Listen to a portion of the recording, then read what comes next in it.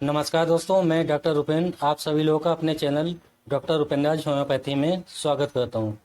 दोस्तों, आज हम लोग एक बहुत ही इम्पोर्टेंट टॉपिक यूरेथ्रल स्ट्रक्चर के बारे में बात करेंगे, जिसको कि पेशाब की नली में सिकुड़न या पेशाब की नली में सूजन होना भी कहते हैं। हम लोग इस वीडियो में बात करेंगे कि यूरेथ्रल स्ट्रक्चर किसे कहते हैं, इसके होने के क्या कारण होते हैं, हम लोग इस समस्या को कैसे पहचानेंगे या फिर इस समस्या में लक्षण क्या देखने को मिलेंगे, और हम लोग बात करेंगे कि यूरेथ्रल स्ट्रक्चर को कंफर्म करने के लिए जांचें क्या करानी पड़ सकती हैं। उसके साथ में हम लोग जानेंगे कि इस समस्या को जड़ से खत्म करने के लिए होम्योपैथी में कौन कौन सी मेडिसिन प्रिस्क्राइब की जाती हैं। दोस्तों, लेकिन वीडियो शुरू करने से पहले हर बार की तरह आप लोगों से रिक्वेस्ट है कि अगर वीडियो पसंद आए तो प्लीज़ वीडियो को लाइक शेयर जो कर दीजिएगा। अगर आप लोगों ने चैनल को सब्सक्राइब नहीं किया है तो प्लीज़ चैनल को सब्सक्राइब करके बेल आइकन को जरूर प्रेस कर दीजिएगा, जिससे कि मेरे आने वाले वीडियो का नोटिफिकेशन आप लोगों को मिलता रहे। दोस्तों, शुरू करते हैं आज का टॉपिक यूरेथ्रल स्ट्रक्चर। सबसे पहले हम बात करेंगे कि ये होता क्या है। दोस्तों, यूरिनरी ब्लैडर जिसमें कि पेशाब इकट्ठी होती है और उस पेशाब को शरीर से बाहर पेनिस के थ्रू निकालने के लिए एक नली होती है, जो कि यूरिनरी ब्लैडर से निकलकर प्रोस्टेट ग्लैंड के बीच में होती हुई पेनिस तक आती है, और इसी नली से, जिसको कि यूरेथ्रा कहते हैं, शरीर से पेशाब बाहर आती है। अगर ये नली या यूरेथ्रा पूरी तरीके से खुली है तो पेशाब भी खुलकर आती है। और अगर किसी भी कारण से इस नली में सिकुड़न आ जाए या यूरिन पास करने में पेशेंट को दिक्कत होने लगे तो दोस्तों यही यूरेथ्रा स्ट्रक्चर कहलाता है। नॉर्मली यूरेथ्रा का डायमीटर 4 से 5 mm का होता है। जब ये डायमीटर कम होने लगे, ये रास्ता नैरो होने लगे और यह नली में सूजन आने लगे तो इस कंडीशन में पेशेंट को यूरिन करने में दिक्कत आने लगती है और पेशाब की धार पतली हो जाती है। पेशाब के रास्ते में रुकावट आने के कई कारण हो सकते हैं, जिनको कि हम लोग आगे वीडियो में जानेंगे। दोस्तों, ये समस्या मेनली पुरुष में देखने को मिलती है और ये किसी भी उम्र में हो सकती है। कुछ केस में ये समस्या बाई बात भी देखने को मिल सकती है। दोस्तों, अब हम लोग बात करेंगे कि यूरेथ्रल स्ट्रक्चर होने के क्या कारण हो सकते हैं। सबसे पहले कारण की अगर बात करें तो जिन लोगों को पहले कोई सर्जरी हुई हो और सर्जरी के दौरान कैथेटर लगाना पड़ा हो और कैथेटर लगाने के बाद पेशाब की नली में किसी तरीके का इन्फेक्शन या स्ट्रक्चर हो जाने के बाद ये समस्या होने के चांस बढ़ सकते हैं। दोस्तों, ये बहुत ही कॉमन कारण होता है इस समस्या के लिए। अगर अगले कारण की बात करें तो जिन लोगों को बार बार यूरिन में इन्फेक्शन होता रहता है या यूटीआई की समस्या बार बार होती रहती है तो उन पेशेंट में इन इन्फेक्शन के कारण यूरेथ्रा में सूजन आने के चांस बढ़ सकते हैं और यूरेथ्रल स्ट्रक्चर होने की समस्या हो सकती है। कई बार पेशेंट बार बार होने वाले इन्फेक्शन को इग्नोर करता रहता है और उसके कारण आगे चलकर इस समस्या का शिकार हो सकता है। अगर किसी पेशेंट की पहले प्रोस्टेट की सर्जरी हुई हो और उस दौरान कैथेटर लगाया गया हो तो उसके बाद भी ये समस्या हो सकती है। दोस्तों, प्रोस्टेट की समस्या के ऊपर मैंने पहले से ही कंप्लीट वीडियो बनाया हुआ है, जिसमें कि आपको पता चलेगा कि बढ़े हुए प्रोस्टेट को बिना सर्जरी के दवाइयों से कैसे ठीक कर सकते हैं। उस वीडियो का लिंक मैंने डिस्क्रिप्शन में दे दिया है, आप चाहें तो उसको देख सकते हैं। अगले कारण की बात करें तो जिन लोगों को पहले कोई चोट यूरेथ्रा के आसपास वाले रीजन में लगी हो तो यह भी एक कारण हो सकता है इस समस्या के लिए। या फिर वो लोग जिनको साइकिल के डंडे से बार बार चोट लगती रही हो और बार बार चोट लगने के कारण ये समस्या हो जाए। जिन लोगों को पहले कभी पेल्विक रीजन में फ्रैक्चर हुआ हो या चोट लगी हो तो उनमें भी इस समस्या के होने के चांस बढ़ सकते हैं। दोस्तों, कुछ तरीके की बीमारी जिनकी वजह से यूरेथ्रा में बार बार इन्फेक्शन हो रहा है, जैसे कि एसटीडी जिसको कि सेक्सुअली ट्रांसमिटेड डिजीज कहते हैं का इन्फेक्शन हुआ हो, या गोनोरिया का इन्फेक्शन हुआ हो, या फिर क्लेमाइडिस का इन्फेक्शन हुआ हो, तो इस तरीके के इन्फेक्शन के कारण भी यूरेथ्रा स्ट्रक्चर होने के चांस बढ़ सकते हैं। तो दोस्तों, ये कुछ मेन कारण होते हैं जिनकी वजह से ये समस्या होने के चांस बढ़ सकते हैं। दोस्तों, अब हम लोग बात करेंगे कि समस्या में पेशेंट को सिम्टम या लक्षण क्या देखने को मिलते हैं। अगर पहले लक्षण की बात करें तो पेशेंट में पेशाब की धार या यूरिन का फ्लो पतला हो जाता है। पेशेंट को कितनी भी तेज यूरिन आई हो, लेकिन जब भी वो यूरिन पास करेगा तो उसका फ्लो पतला हो जाता है।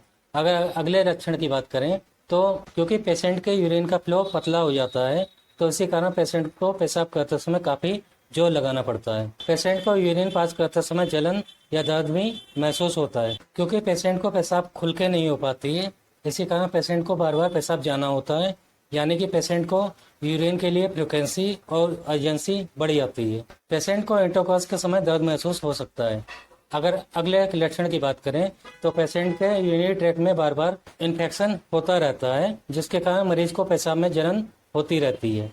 कई बार पेशेंट को पेशाब के रास्ते कुछ डिस्चार्ज निकलना या यूरिन में ब्लड आने की समस्या भी देखने को मिलती है, जिसके कारण पेशाब का रंग डार्क हो सकता है। कई बार पेशेंट के पेनिस में सूजन भी देखने को मिलती है। दोस्तों, ये सिम्टम अगर पेशेंट को आ रहे हैं तो मान सकते हैं कि पेशेंट को यूरेथ्रा स्ट्रक्चर की समस्या हो गई है, लेकिन इसमें से कुछ सिम्टम आपको प्रोस्टेट की समस्या में भी देखने को मिल सकते हैं। इसलिए इसको और समझने के लिए आप लोग मेरे प्रोस्टेट की समस्या पे बना वीडियो देख सकते हैं। लिंक मैंने डिस्क्रिप्शन में दे दिया है। दोस्तों, यूरेथ्रा स्ट्रक्चर की समस्या शुरुआत में धीरे धीरे शुरू हो सकती है, लेकिन जैसे जैसे समय बीतता जाता है ये दिक्कत बढ़ती जाती है और एक कंडीशन ऐसी भी आ सकती है जिसमें कि पेशेंट को पेशाब करना भी मुश्किल हो जाता है। दोस्तों, इस प्रॉब्लम को कंफर्म करने के लिए कुछ टेस्ट कराने पड़ सकते हैं, जिसमें कि सबसे पहला और मेन होता है अल्ट्रासोनोग्राफी या अल्ट्रासाउंड। इस जांच से ये कंफर्म हो जाता है कि पेशेंट को ये समस्या है कि नहीं। इसके साथ में अल्ट्रासाउंड से ये भी क्लियर हो जाता है कि पेशाब रुक रुक के आने का या फ्लो कम होने का कारण कहीं ब्लैडर में स्टोन या गांठ तो नहीं है, या फिर पेशेंट का कहीं प्रोस्टेट तो नहीं बढ़ा हुआ है। अगर अगली जांच की बात करें तो पेशेंट को यूरोफ्लोमेट्री टेस्ट भी कराना पड़ सकता है। इस जांच में पेशाब करते समय यूरिन की मात्रा और यूरिन के फ्लो को नापा जाता है। दोस्तों, अगर जरूरत पड़े तो डॉक्टर कुछ जांच और करवा सकते हैं, जैसे कि आरजीयू या रेट्रोग्रेड रेट्रोग्राम टेस्ट। इस जांच में एक दवा को पेशाब के रास्ते में डालकर एक्सरे किया जाता है, जिससे पता चलता है कि किन किन जगह पे यूरेथ्रा स्ट्रक्चर है या कितने बीच में है। कुछ केस में डॉक्टर यूरिनालाइसिस यानी कि पेशाब की जांच भी करवा सकते हैं, जिसमें कि पता चलता है कि ये प्रॉब्लम कहीं यूटीआई या किडनी प्रॉब्लम की वजह से तो नहीं हो रही है। दोस्तों, जरूरत पड़ने पर बीमारी को डायग्नोस करने के लिए डॉक्टर अपने अकॉर्डिंग कोई भी जांच करवा सकते हैं। दोस्तों, इस समस्या में अधिकतर केस में सर्जरी की एडवाइस दी जाती है, लेकिन कई केस में इसके रिकरेंस भी देखने को मिले हैं, यानी कि सर्जरी के बाद भी इसके दोबारा होने के चांस बढ़ सकते हैं। लेकिन दोस्तों, आप लोगों को घबराने की जरूरत नहीं है। होम्योपैथी में इसका बहुत अच्छा ट्रीटमेंट है, जिसके कारण आप लोग सर्जरी से बच सकते हैं। अधिकतर केस में होम्योपैथिक मेडिसिन से ये समस्या क्योर हो जाती है। अगर आपको इस तरीके के सिम्टम आ रहे हैं तो आपको बिना देर किए हुए अपने पास के किसी भी अच्छे होम्योपैथिक डॉक्टर से मिलना चाहिए। वो लोग आपकी प्रॉपर केस टेकिंग करके मेडिसिन देंगे और आपकी ये समस्या समाप्त हो जाएगी। दोस्तों, अब मैं आपको कुछ कॉमन होम्योपैथिक मेडिसिन के बारे में बताने जा रहा हूँ, जो कि इस समस्या में दी जाती है। दोस्तों, पहली मेडिसिन का नाम है क्लेमाइटिस इरेक्टा 200 CS की पोटेंसी में। जिन लोगों की यूरिन का फ्लो बहुत ज़्यादा वीक हो गया हो, इसके साथ में पेशेंट को बार बार यूरिन के लिए जाना पड़ रहा हो और पेशाब के रास्ते में जलन महसूस हो रही हो, तो ऐसे पेशेंट को क्लेमाइटिस इरेक्टा 200 CS की पोटेंसी में दिन में 2 बार सुबह और शाम को 2-2 बूंदें लेनी चाहिए। दोस्तों, ये मेडिसिन यूरेथ्रा स्ट्रक्चर के लिए एक बहुत ही इंपॉर्टेंट मेडिसिन होती है। दोस्तों, अगली मेडिसिन का नाम है कैंथेरिस 30 CS की पोटेंसी में। जब पेशेंट की पेशाब में बहुत ज़्यादा जलन हो रही हो, इसके साथ में बार बार पेशाब जाना पड़ रहा हो और पेशाब में ब्लड आ रहा हो, तो ऐसी कंडीशन में कैंथेरिस एक बहुत ही अच्छी मेडिसिन होती है। पेशेंट को इस समस्या में कैंथेरिस 30 CS की पोटेंसी में 2-2 बूंदें दिन में 3 बार लेने से आराम मिलना शुरू हो जाता है। दोस्तों, ये मेडिसिन भी यूरेथ्रा स्ट्रक्चर के लिए एक अच्छी मेडिसिन मानी जाती है। दोस्तों, अगली मेडिसिन है थायोसिनामिनम 30 CS की पोटेंसी में।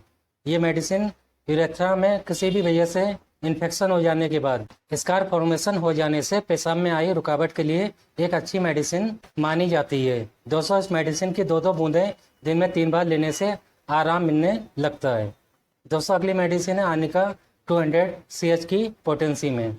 अगर किसी को चोट लगने के बाद यूरेथ्रा स्ट्रक्चर की समस्या हो गई हो, इसके साथ में पेशेंट की यूरेथ्रा में दर्द के साथ उसको बार बार पेशाब जाना पड़ रहा हो, तो आनिका 200 CS की पोटेंसी में 2-2 बूंदें दिन में 2 बार लेनी चाहिए। दोस्तों, ये कुछ कॉमन मेडिसिन होती हैं जो कि इस बीमारी में यूज की जाती हैं, लेकिन आपके डॉक्टर आपके सिम्टम के हिसाब से इसके साथ में कुछ और मेडिसिन भी प्रिस्क्राइब कर सकते हैं। दोस्तों, आज का वीडियो यूरेथ्रा स्ट्रक्चर के ऊपर था। आप लोगों को कैसा लगा प्लीज़ कमेंट्स में बताइएगा और वीडियो को लाइक शेयर करना मत भूलिएगा। अगर आप लोगों ने अभी तक भी चैनल को सब्सक्राइब नहीं किया है तो प्लीज़ चैनल को सब्सक्राइब करके बेल आइकन को जरूर प्रेस कर दीजिएगा, जिससे कि मेरे आने वाले वीडियो का नोटिफिकेशन आप लोगों को मिलता रहे। तो मिलते हैं नेक्स्ट वीडियो के साथ में। नमस्कार दोस्तों।